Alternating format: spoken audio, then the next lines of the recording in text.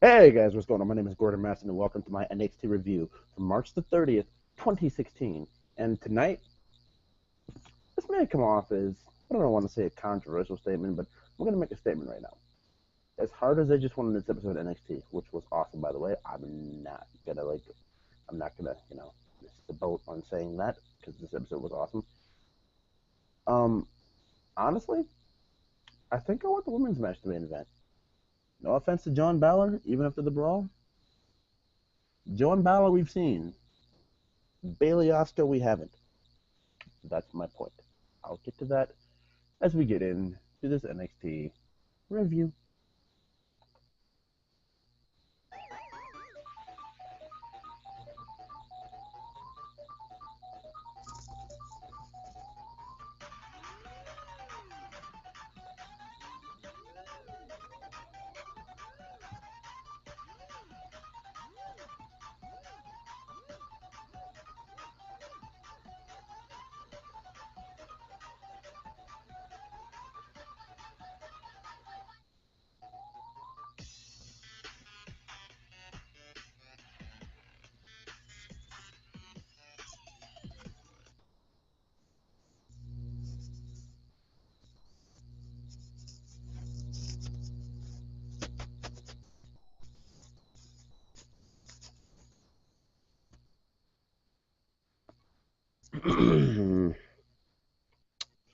Alrighty, people. I'm back. We're back. NXT. Let's do it. That was probably the worst rendition of anything you've ever probably heard in your life. It's probably the worst. Oh, God. Alright, let's do it. NXT review, people. Just let me get to my starting point.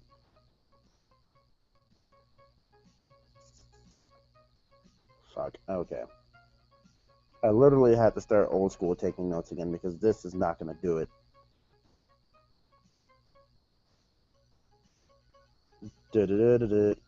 Okay.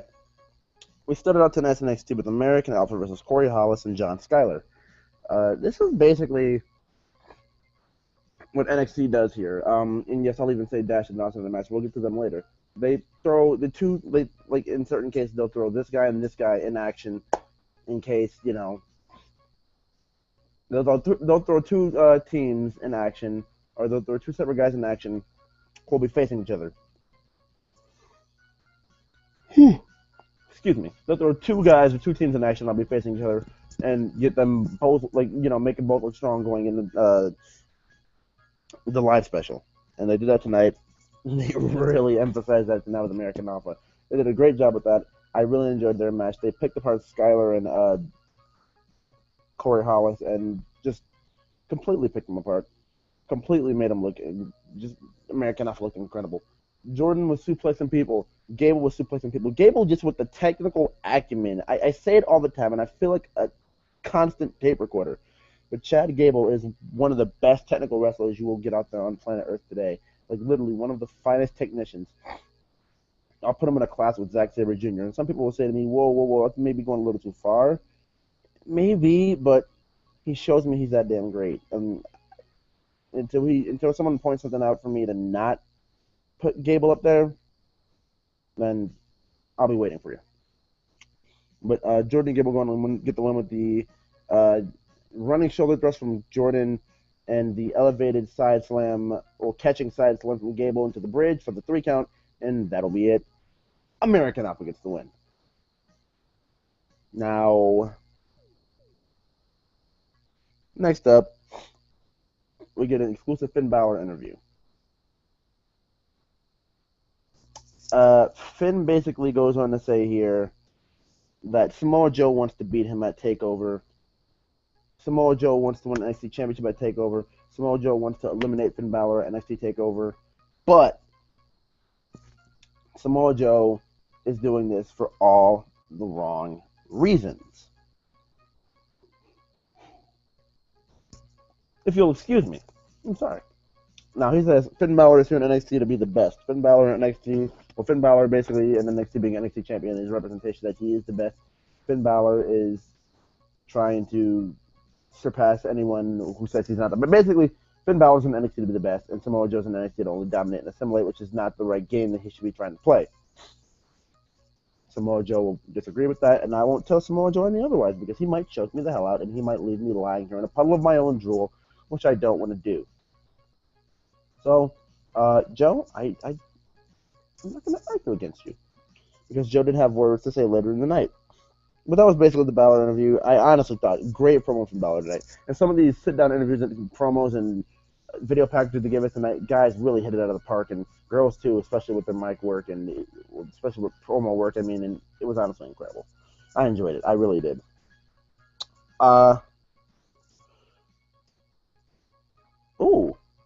Baron Corbin versus Mike Highland or something like that. They said this guy was on the Indies. If I didn't notice who he was, I'm sorry. It's just like the one time that Apollo Crews faced Biff Busick, and I didn't even recognize Biffy Busick. I'm sorry, Biff. I really am. But yeah, I'll remember who you are the next time because that name will come to me. I know your last name was Gallagher or something like that. But anyways, I'll just move on because this is pretty embarrassing. So, Baron Corbin basically dominates Mike Coolin or whatever, isn't it? Kulari. Yeah, Mike Kulari. And I'm pretty sure if I'm not right, I'm pretty sure I'm right on. But Mike Kulari gets dominated. Corbin goes on to get the win. Not even with the end of the day, it's with the Deep Six. The Deep Six side slam.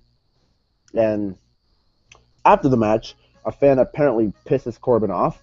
So Corbin rolls with that, tells Michael Holland what they're doing, and then, well, I guess he tells them what they're doing. Like, hey, yeah, okay, or something. An interaction happened with the fan, and I'm pretty sure that was probably planned for Corbin to just pick him up and hit him at the end of days again.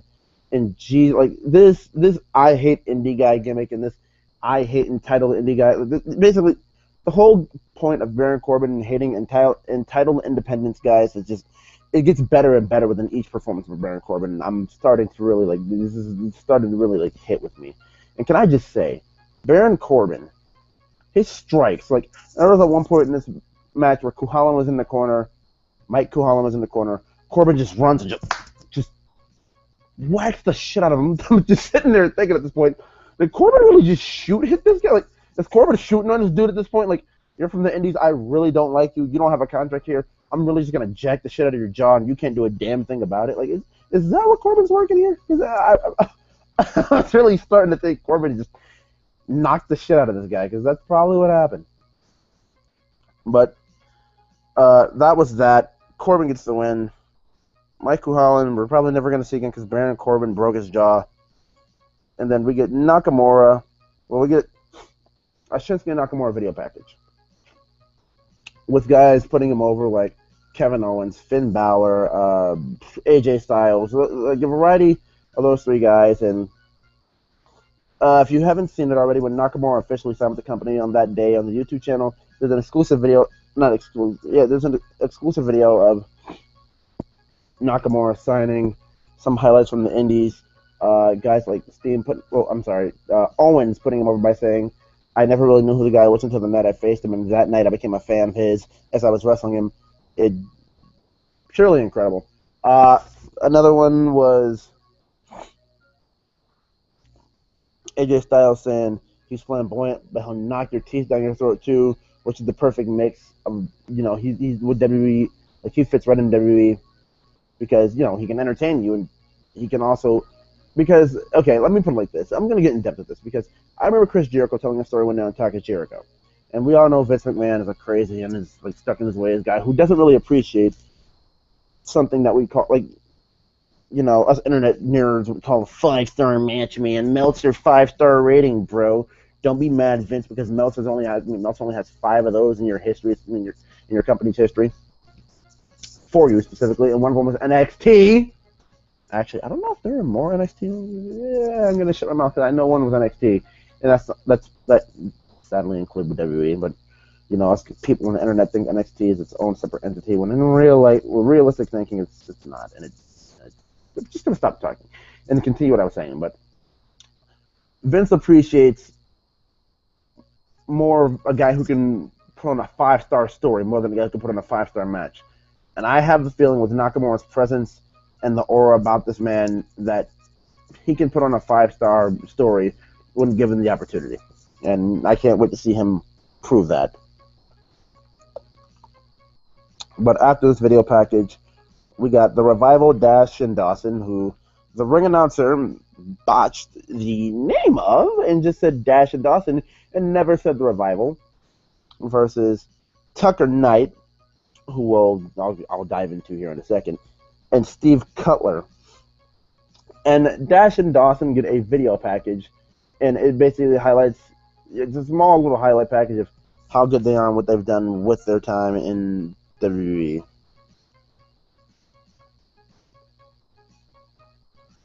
Alright.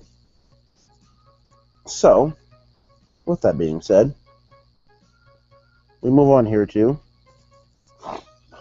Well, we move on here, but this is the actual match. Dash and Dawson destroyed destroyed, and who did the guys that destroyed? The Rival destroyed NXT regular enhancement talent, or jobber, however you guys prefer the term, Steve Cutler. And Steve Cutler basically got the shit beat out of him this entire time until Tucker Knight was tagged in, went on a roll, pulled off a drop kick. Honestly, he tried. It wasn't that, for a guy who's 300 some pounds, it's a good drop kick. So, I'm not gonna hate on him or shit on it too bad, but I heard a lot about this guy last year and how Vince seen him and Vince likes him and everything. But you know what? It is what it is. You guys know that. You guys know how I feel about certain big guys. So you have to be a special. I'm not gonna say, okay, to a degree you have to be a special big guy for me to appreciate you. You have to win me over. And right now, Tucker Knight has not really done much to win me over, but we have plenty of time. Okay.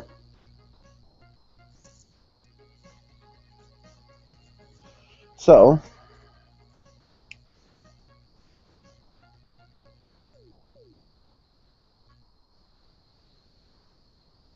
okay. Oh yeah. So, Steve Cutler tags in, like I said, Tucker Knight basically tears Dash and Dawson apart for a little bit until they strategically make him run around the ring. And no, they didn't pull Dempsey in where he had to run around circles. They strategically make him run around the ring. They tag one another in while he's getting in the ring, and then basically chase him into the Shatter Machine, which I don't hear Tom Phillips or anyone really who's calling NXT call it that anymore. So there's that. And with that being said,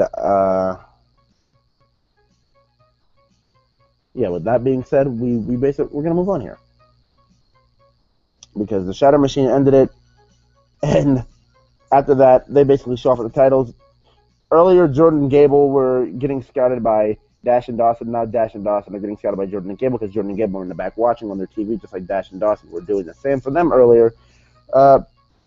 Pre-match scouting, basically. That's what that is. Okay, so I enjoyed it. The Revival are awesome, vastly underappreciated, and I'll say that to the end of the day. I'll say that to them purple in the face. I'll say that to them blue in the face. I'll say that to them the rainbow in the face if I have to. Bull Dempsey had a promo here, and he basically said he would have said Samoa Joe was jealous, and I laughed, ha. And then he said, but I just realized Joe's a big bully, and tonight, and this is where I can't take Bull Dempsey seriously. I'm gonna feed him these ham hocks.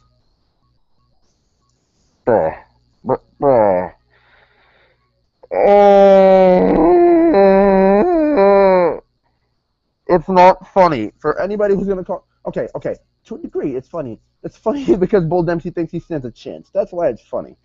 But Bull Dempsey, you piece of garbage. He said he put it was shades of old Bull Dempsey when he said he was gonna, show Samoa Joe the last of a dying breed tonight. Shades of the old Bull Dempsey character, and it seems like Bull Dempsey kind of knew with that promo he was on his way out. I don't know if they told him this is gonna be your last show or whatever, but no more Bull Dempsey after tonight. Thank fucking God. But after that, we get Apollo Crews versus Alex Riley. Alex Riley the way NXT has repackaged him, he's basically one of those guys you want to like, right? But then again, you see him, you just look at him, you look at what they have him doing, and then you look at all the time in the world, he's had all the time in the world to get better, and it just hasn't worked out for him. And I'm honestly gonna be serious with you guys. I don't think by this time next year when we're talking on these reviews, Alex Riley's gonna be here. I really don't. Like, I think Alex Riley is going nowhere, and he's a nobody. I'm sorry.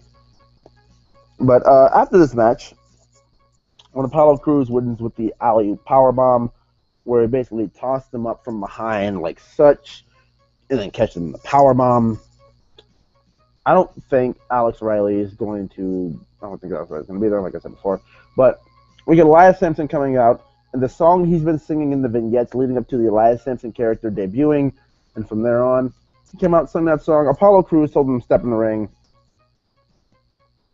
and that was pretty much it. Apollo didn't step in the ring. Not Apollo. Apollo told. Good God, I'm forgetting the man's name. Elias Sampson stepped in the ring, and Elias Sampson didn't do it. And they're just going to tease it more. So, hopefully we get more development on this pretty soon, and I'm looking forward to see what the story can do. Because I want to see Apollo Crews succeed. Like, it's kind of that point where, like, he's slowed down, really, like, he's really slowed down from where he was when he first started, after that loss to Corbin and everything. And I'm not saying Apollo's definitely just going to go down the shitter, because that's definitely not what it is, especially if you've seen Breaking Ground, where Triple H basically says he thinks the world of Apollo, and yeah, I don't think Apollo is really just gonna just go nowhere from this. I just think this Elias feud, it needs a little more time to heat up. I don't think they should be facing off yet. I don't even think it should be like a pre-match, because I've seen the little card for Takeover, and I've seen somewhere listed that was Elias Sampson and Apollo Crews, and if they're gonna do this on a pre-show, I'm all fine and well with it. Just have some development happen from it. Like, if one of them's gonna lose, don't make one of them lose clean, because it's just gonna do nothing. Like it basically says, okay, I beat you, now I should be done with you, unless they find someone to continue the story, which is it's basically to me like don't let somebody go over crystal clean and just completely just like I'm not gonna say squash or job somebody out. Just don't let one of them go over clean if you're gonna have them facing off at Takeover on Friday. But up next, afterward, we get a Baron Corbin promo where he basically says, Alex Riley, where he basically says,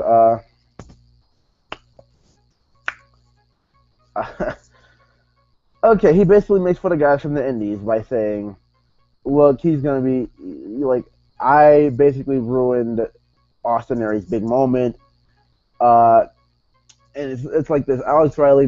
Why do I keep saying Alex Riley?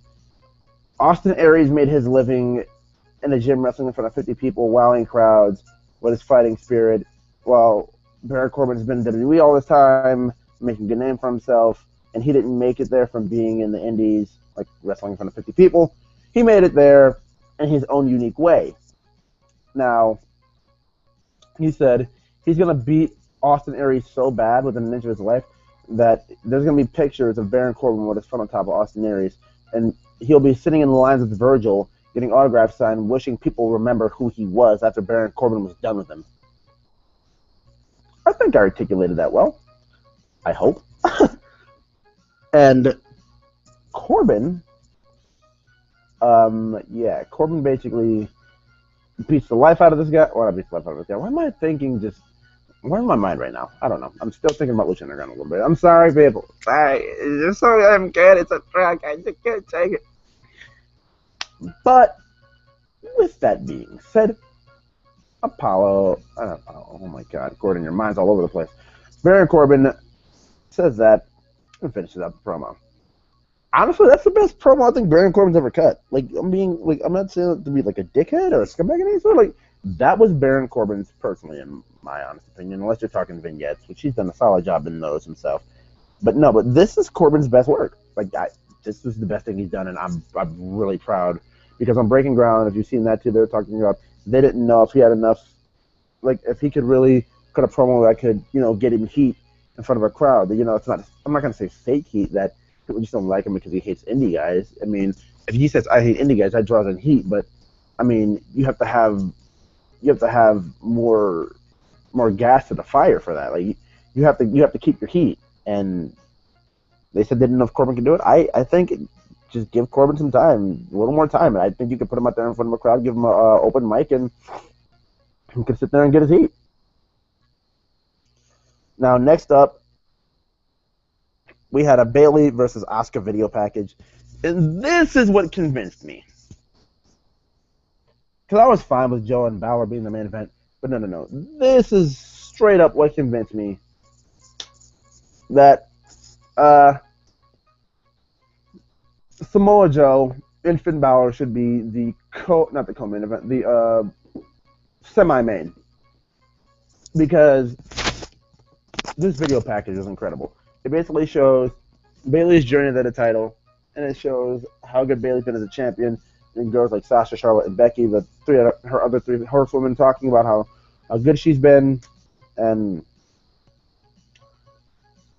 I mean, it shows her other three out of four horsewomen talking about how good she's been, and then you show Asuka, and it shows girls like Dana and Emma, and talking about how dangerous Asuka is and how much they've tried to beat her and how lethal and dangerous she is.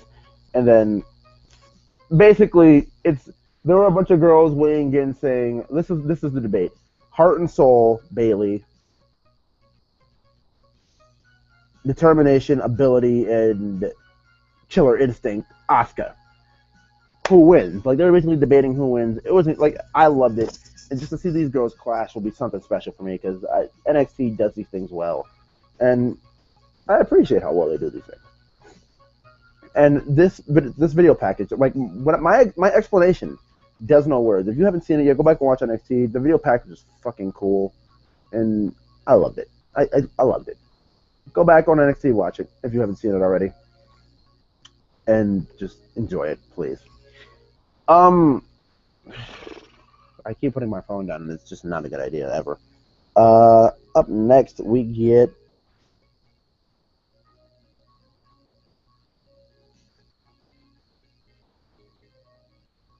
a Sami Zayn interview where he basically says, you know, he's glad he's got to go on Raw and get his hands on Kevin Owens, which has been an awesome experience, and he's really enjoyed it. But he says at the same time he can multitask, and it's no problem for him because Shinsuke Nakamura is in his way. And he's like, you know what? A lot of people have called me the heart and soul of NXT, and while that's been said, I mean, I don't know how much truth there is to that or not, or if that's true or not. But I appreciate the people who say I do have a legacy in NXT here, and I'll humbly agree with that. I have a legacy here, but you know what? I'm not going to let somebody walk in the door and just step all over that and make a name for themselves. If Nakamura wants to make a name for himself, he's going to have to come in here and earn it, and he's going to have to come in here and do it the right way, because I know he's like, and I made a name for myself 3 years ago with Cesaro. Back to those thrillers. Oh my God. And he's like, I walked in here 3 years ago with Cesaro and made a name for myself. And while he did that, Sami Zayn basically said, you know, he's walked in here and made a name for himself, and if he didn't do that, he probably wouldn't be sitting in that chair now telling us that he made a name for himself as Cesaro. So Zayn said Nakamura wants to make a name for himself, he's going to have to really work for it and earn it. And that was basically that. And he said he's not going to let anybody come in there and do it at his expense. So, with that being said, that was that. And let's move on here. And I think this was Bull Dempsey versus Samoa Joe. And Samoa Joe, nonetheless, this was a fucking squash. Bull came and threw some punches at Joe in the corner. I can't remember anything more than the next minute I know after I get done typing the match in my phone. Dempsey's in the chokehold. He's tapping out. Regal brings superstars out there that Joe just knocks out, and then he throws Dempsey back in a coquina clutch, and then Balor comes up there. They brawl. Balor drop kicks him through the barricade. Balor gets thrown over the announce table into Corey Graves and Tom Phillips. Phillips, I don't care. Graves, are you okay? Did that idiot Finn Balor kick you in the head? You know what? I'm sorry. Finn, you're not an idiot. I own your shirt. Finn, you're not an idiot. But are you okay, Graves? Are you freaking okay? That's all I need to know. But we not move on. They basically brawled to end the show, and that's about it. I mean, Balor dove off the announce table on Joe. You know, it was your basic brawl with security. The separation thing, like, I'll beat you up a little bit, security will grab me, and wrestle grab me. You'll beat me a little bit, security and wrestle grab you. I'll beat you more, security and wrestle grab me. It was basically that. And it was awesome. It was great.